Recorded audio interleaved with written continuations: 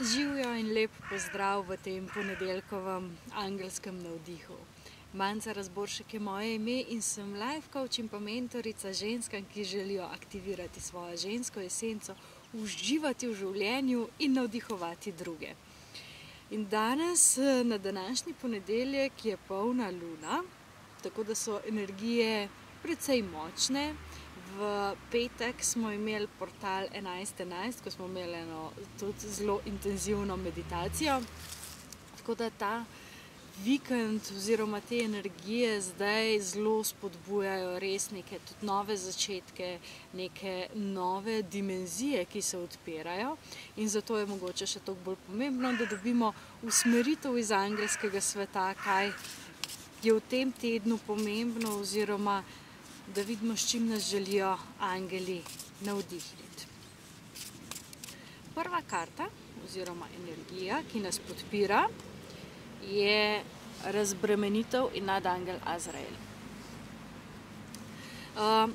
13 je tisto število, ki je število zaključevanja in hkrati novega rojstva, se pravi smrt in ponovno rojstvo, kar pomeni, da gre za zaključevanje nekega obdobja in za odpiranje nekih novih poti naprej, v smislu tudi duhovne preobrazbe, v smislu tega, da mogoče določeni načini delovanja, prepričanja, razmišljanja, čustvovanja, odzivanja znotraj dram v odnosih niso več najbolj na mestu in tiste treba spustiti zato, da lahko pride nekaj novega.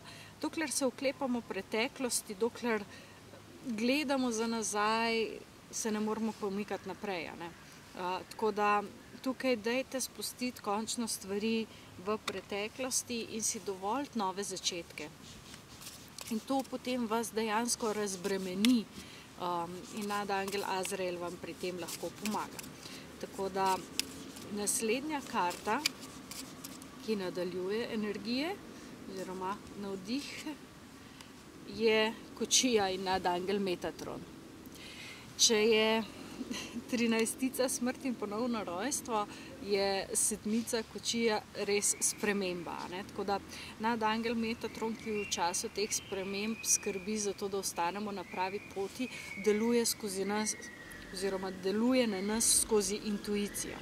Tako da gre za to, da si dovolite tisto, kar si do zdaj niste, da si dovolite določene drugačne načine razmišljanja, delovanja in da naredite tiste spremembe, ki so potrebne.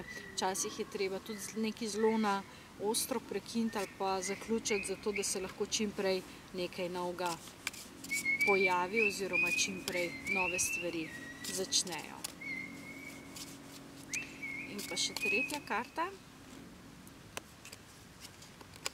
je 5 ognja, se pravi ogenj, ki v bistvu gori in ki po tej energiji kaže, da lahko pride do določenega tudi navzkrižja.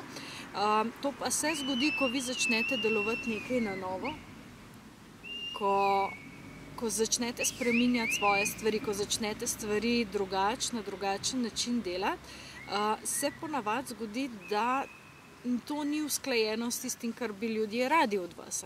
Sploh, če so bili toliko časa navajeni z vami delati na nek način, pa vi v bistvu zaključite to poglavje in začnete nekaj novega, se bojo stvari hitro začele med sabo križati. In takrat je treba biti pozoren na to, da ostanete sfokusirani na tisto, kar je za vas pravilno oziroma za vas dobro oziroma najboljše. Tako da v tem tednu nadangel Azrael in pa nadangel Metatron vas podpirata in zavedajte se, da tam, kjer prihaja do navzkrižij zato, ker so si energije nasprotujoče, ker so si določeni interesi nasprotujoči in se ne zapletati v drame.